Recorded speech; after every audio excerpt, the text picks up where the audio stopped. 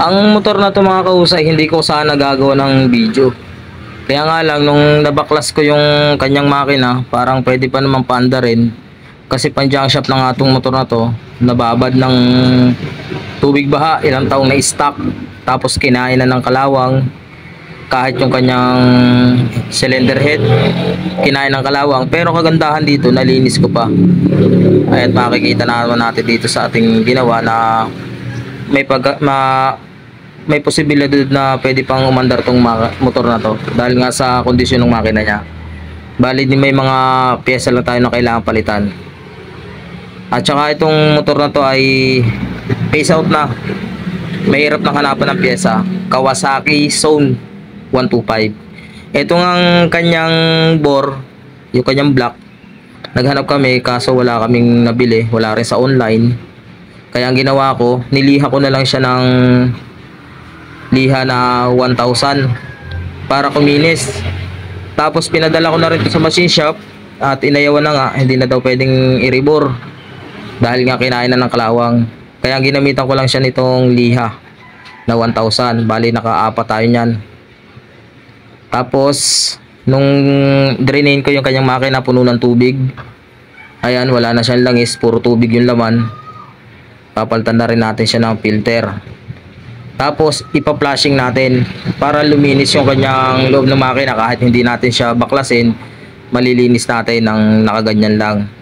Then ang change oil nito, pwede siyang ma-change oil ng 2 times sa loob ng 1 linggo para mas siguradong mas malinis yung loob. Yan, subukan nating ikabit ito dito sa kanyang makina mamaya.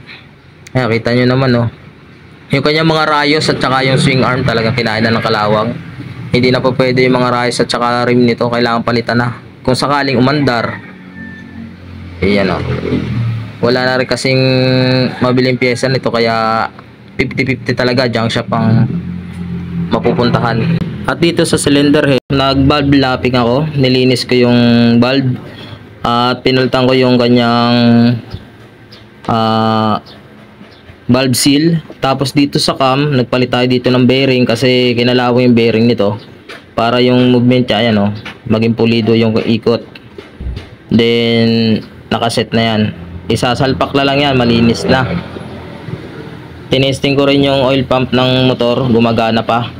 Kagandahan dito, okay na okay pa yung loob. Kaya nga lang kapag na-change oil siya ng 2 beses at merong tunog na hindi maganda sa loob, kailangan palitan ng mga bearing. Kasi yung bearing na yun, posibleng pinalawang tapos lumutong at masisira talaga.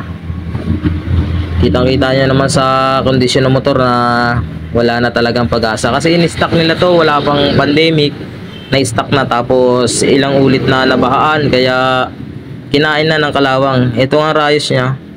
Pwede mo siyang baluktutin ng plies. Napuputol na yan ang kusa. Yan sa brake, wala na rin yung kanyang brake rod at saka yung kamay ng kanyang preno, tambucho.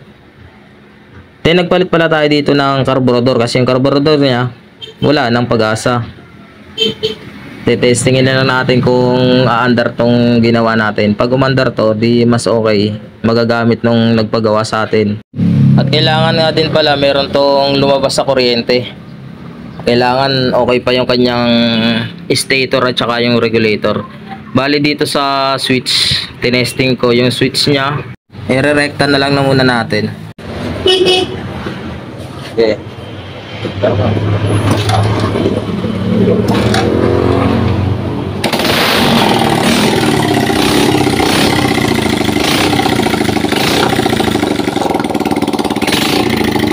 Yan, umandar pa mga kahusay. Goods pa to. Obserbahan lang natin.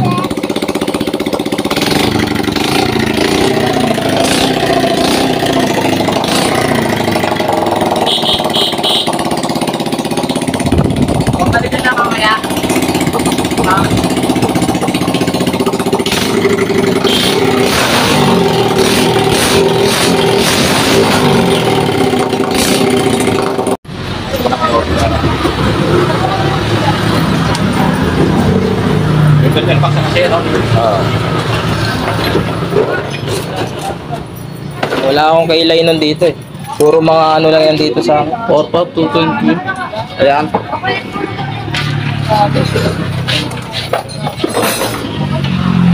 Ito, bago battery, battery.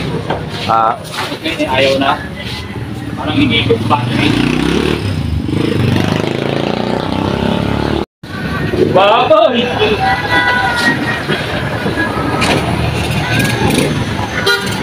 Tanginang yan. Mga alam prenta. Kalawang tumatakbo na no. Matakbo na, no?